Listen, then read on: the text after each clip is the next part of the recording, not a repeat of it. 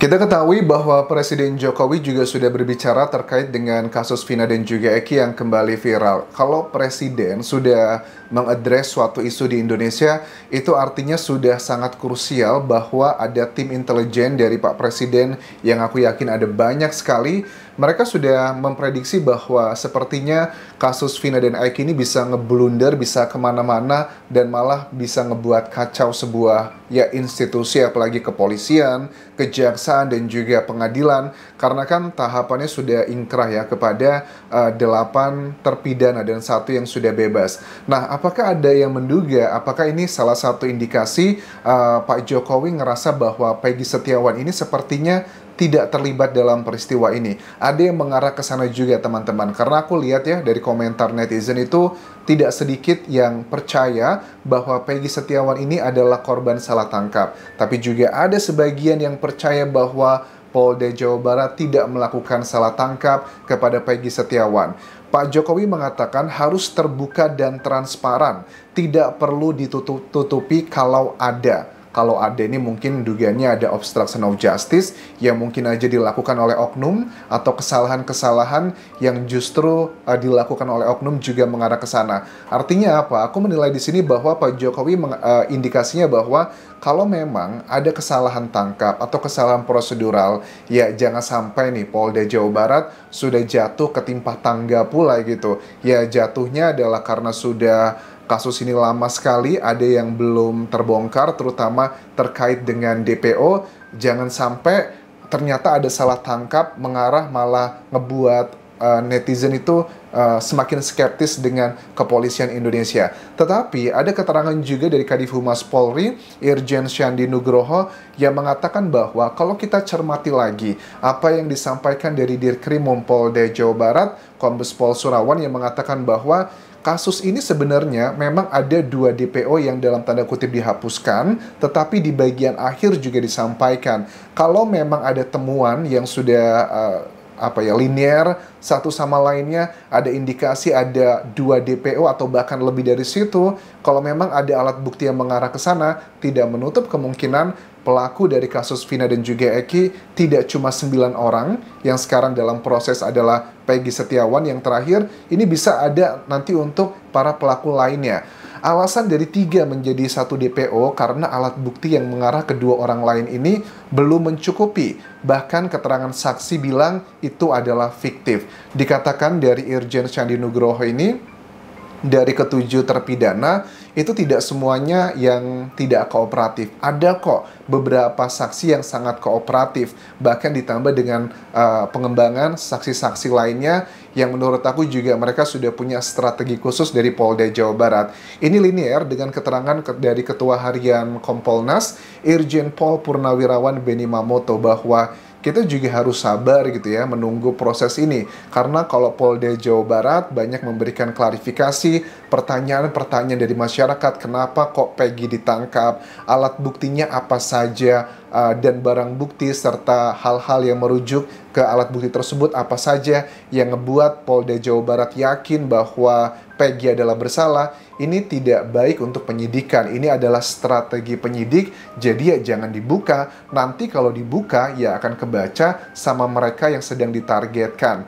Klarifikasi tentang Dirkrimum yang mengatakan bahwa nggak lama dari penetapan DPO langsung ada penetapan Peggy Setiawan sebagai tersangka. Ada yang bilang dari kuasa hukum Vina pun kesannya bahwa kok ini terlalu cepat ya. Lah gimana dong, kasus ini kan sudah 8 tahun, katanya udah terlalu lama. Sekarang sudah ditetapkan ada DPO, dibilangnya terlalu cepat. Memang serba salah dari sisinya Polda Jawa Barat, karena bagaimanapun juga seperti aku bilang, jangan sampai jatuh tertimpa tangga pula gitu ya. Sudah prosesnya lama, dan kalau tiba-tiba ternyata terbukti ini adalah salah tangkap, ini bakal menjadi salah satu catatan buruk sekali untuk kepolisian Indonesia, nggak cuma untuk Polda Jawa Barat. Tetapi kalau itu pun beneran yang terjadi salah tangkap, menurut aku tidak masalah.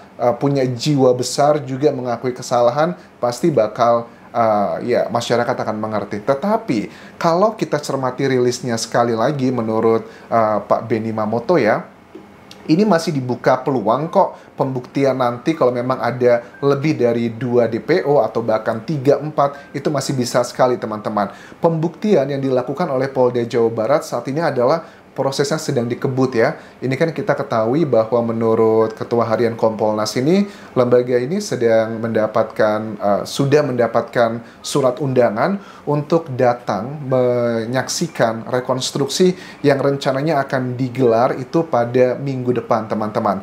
Rekonstruksi ini kan ya harusnya tersangkanya si Peggy juga hadir ya. Walaupun dia tidak mau ikut rekonstruksi, dia ngebantah semuanya, ya dia paling tidak melihat saja. Karena kalau aku lihat dari kasus Subang, Ibu Tuti dan juga Amel, kan ada beberapa tersangka. Tapi yang mengakui hanya 2 saja yang ikut, tetapi 3-nya cuma ngelihat aja. Nah ini juga sama, artinya bahwa Peggy pun harus hadir, dan kuasa hukum pun nanti juga harusnya diundang untuk melihat semuanya. Kalau melihat dari kegaduhan terkait dengan penghapusan DPO tersebut, menurut Ketua Harian Kompolnas ini bahwa ini adalah salah satu indikasi karena adanya salah tafsir dari komunikasi. Ya sebenarnya nggak miskomunikasi ya, memang jelas dikatakan dari Dirkrimumnya bahwa penghapusan 2 DPO karena alasannya ternyata itu adalah hasil dari ucapan sembarangan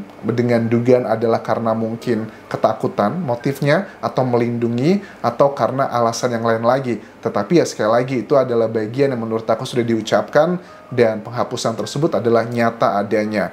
Terus juga ada keterangan dari Ibnu Zalil, pamannya Peggy ya, yang Ibnu ini menangis di media bahwa Aep itu hanya memfitnah keponakan saya gitu. Ya, aku bisa pahami lah, namanya juga saudara, apalagi dianggapnya sudah dekat. Kalau mendapatkan masalah seperti ini kan pasti bukan hal yang mudah sekali lagi. Tapi sekali lagi nggak usah khawatir ya, untuk keluarganya dari Peggy dengan mendapatkan sorotan media yang sebegitu besar, aku yakin banget dari nanti jaksanya sampai ke hakimnya, kalau memang Peggy itu tidak ada alat bukti yang kuat mengarah bahwa dia bukanlah pelakunya, aku yakin banget dia akan bebas. Alat bukti ada 5, keterangan saksi, keterangan ahli, keterangan terdakwa, petunjuk, dan juga surat. Dibutuhkan 2 alat bukti untuk menetapkan seseorang sebagai tersangka. Kalau keterangan dari para saksi yang saat ini juga sudah dikumpulkan oleh kuasa hukumnya Peggy bahwa mereka itu klaimnya bersama Peggy di malam hari itu, bahkan juga bapaknya sudah menemui pemilik rumah yang dikerjakan di tahun 2016, tepatnya di bulan Agustus. Dia menunjukkan ada kayak sejenis kayak absensi yang untuk peminjaman uang. Ya, apakah ini bukti yang kuat atau tidak? Dan ada beberapa saksi juga yang mengatakan bahwa Peggy itu tidak ada di lokasi tersebut. Ya, ini akan menjadi salah satu bagian yang menurut aku akan menantang banget Polda Jawa Barat bisa nggak membuktikan, meyakinkan Yang Mulia Hakim bahwa Peggy ada di malam hari itu. Karena juga terkait dengan BAP ini juga unik ya teman-teman. Ada keterangan yang disampaikan dari kuasa hukumnya Peggy bahwa terkait dengan motor. Kan Aep adalah saksi yang memang termasuk yang memberatkan Peggy, teman-teman. Di BAP awal, Aep itu tidak pernah menyebutkan bahwa ada motor Suzuki Smash yang warna pink. Ya, kita coba cek nanti di BAP tahun 2016. Kalau seandainya pernyataan dari si Aep sudah tertuang di BAP tahun 2016 bahwa Aep itu menyebutkan ada wajah yang seperti Peggy tapi dia nggak tahu namanya, tetapi dia juga menyebutkan ada motor yang Suzuki Smash tersebut yang warna pink yang ternyata itu linear ditemukan di rumahnya Peggy di Cirebon. Ya, artinya mohon maaf teman-teman yang yakin bahwa Peggy tidak bersalah, itu sudah petunjuk yang sangat kuat bahwa Peggy adalah yang terlibat. Tetapi kalau keterangan dari Aep ini yang mengatakan baru ada motor Suzuki Smash warna pink tersebut baru diucapkan di tahun 2024 ini, tidak disampaikan di tahun 2016, ya itu artinya adalah indikasi ada keterangan Aep yang tidak kredibel, dan kemungkinan besar Peggy bisa bebas kalau memang itu adalah kebohongan. Karena ya kita juga tahu Aep juga punya cerita kelam ya di kampung tersebut, karena dia itu sempat digerebek sama, ya kalian tahu ceritanya tentang dia ngebawa perempuan, dan ada 2 terpidana sekarang yang dalam penjara yang menjadi otak untuk menggerebek Aep karena dia diduga katanya melanggar kesusilaan yang ada di daerah tersebut dan dugaannya dia balas dendam. Tetapi itu adalah bagian yang sangat pribadi dan nggak yakin apakah masyarakat sebegitu, terutama Aep ya, begitu pede banget mengambil resiko untuk melakukan fitnah sebegitu besarnya. Tetapi sekali lagi nggak usah khawatir kalau memang itu adalah keterangan yang nggak masuk akal. Aku yakin dengan keterangan Pak Jokowi yang sudah ikut campur memberikan kode, itu pasti bakal benar dibongkar semuanya. Terus juga terkait dengan Mel-Mel ini teman-teman, ini akan menjadi salah satu titik terang banget kalau Mel-Mel sudah berani ngomong di media massa, di TV One, kemudian dia seandainya dengan tegas mengatakan bahwa malam hari itu saya tidak melihat Peggy Setiawan. Yang saya lihat hanyalah wajahnya ini, itu bakal luar biasa menyelamatkan Peggy menurut aku. Dan bagaimana kalau memang seandainya nih ya, dari Mel-Mel mengatakan seperti itu, tetapi kan Aep sudah mengatakan dengan jelas, dia lihat kok wajahnya Peggy dengan motornya dan sebagainya. Bagaimana dong? Ada keterangan yang berlawanan satu sama lainnya. Alibinya mungkin ya, akan mengatakan bahwa, oh mungkin karena waktu itu malam hari, saya ngelihatnya nggak detail, pasti akan diarahkan ke sana. Tetapi kalau seandainya semuanya yakin bahwa seandainya jawaban dari Mel-Mel bahwa saya melihat juga Peggy malam hari itu, ya sudah, lebih dari 2 alat bukti yang menunjukkan bahwa Peggy terlibat. Dan terkait dengan keterangan saksi yang ada beberapa orang bersama Peggy di malam hari itu, bagaimana dong Anjas? Ya inilah dunia hukum teman-teman, suka nggak suka ya. Dalam dunia hukum itu, di persidangan, apapun yang terbukti, terkadang itu sebenarnya tidak terjadi. Begitupun juga sebaliknya. Apapun yang terjadi belum tentu terbukti juga di persidangan. So, ini adalah kelihayan dari kuasa hukum untuk mengumpulkan barang bukti yang merujuk ke alat bukti dan juga dengan strategi-strategi yang luar biasa. Makanya, walaupun dikatakan bahwa keviralan di sosial media atau media massa itu tidak akan berpengaruh ke persidangan, I don't think so. Karena tekanan publik itu juga sebenarnya suka nggak suka, itu akan ngefek juga ke persidangan walaupun tidak secara langsung. Kita bisa lihat dalam kasusnya Sambo ya, dan mudah-mudahan dalam persidangan nanti ini disiarkan secara langsung agar kita masyarakat bisa mengawal apakah beneran Peggy adalah bagian yang terlibat ataukah Peggy tidak terlibat. Dan kita penasaran dengan Polda Jawa Barat, barang bukti dan alat bukti apa saja yang sudah disiapkan yang membuat mereka begitu yakin dan percaya diri bahwa Peggy Setiawan adalah DPO yang dicari selama ini. Dan pertanyaan yang masih belum bisa kita temukan jawaban dari Polda Jawa Barat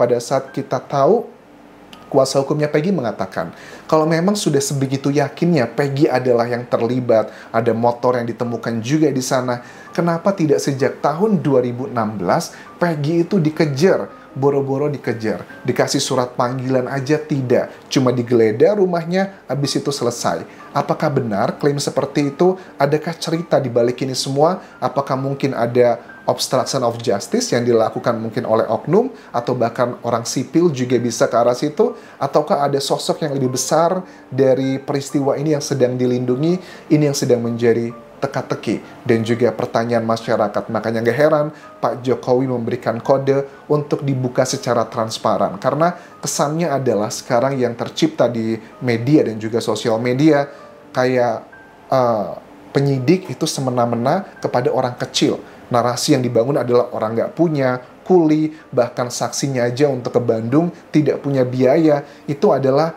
yang tercipta ditangkap oleh sebagian masyarakat Indonesia. Makanya ini bisa menjadi potensi konflik yang cukup tinggi kalau Polda Jawa Barat tidak segera melakukan kayak klarifikasi atau menunjukkan apa sih alat bukti yang ngebuat mereka itu menjadi Peggy menjadi tersangka. Kalau itu dibiarkan diam aja, ini bakal menjadi kayak bola panas ya, bakal kemana-mana. So, itu yang bisa aku update mengenai kasus Vina hari ini. Sampai ketemu lagi di video berikutnya. Bye.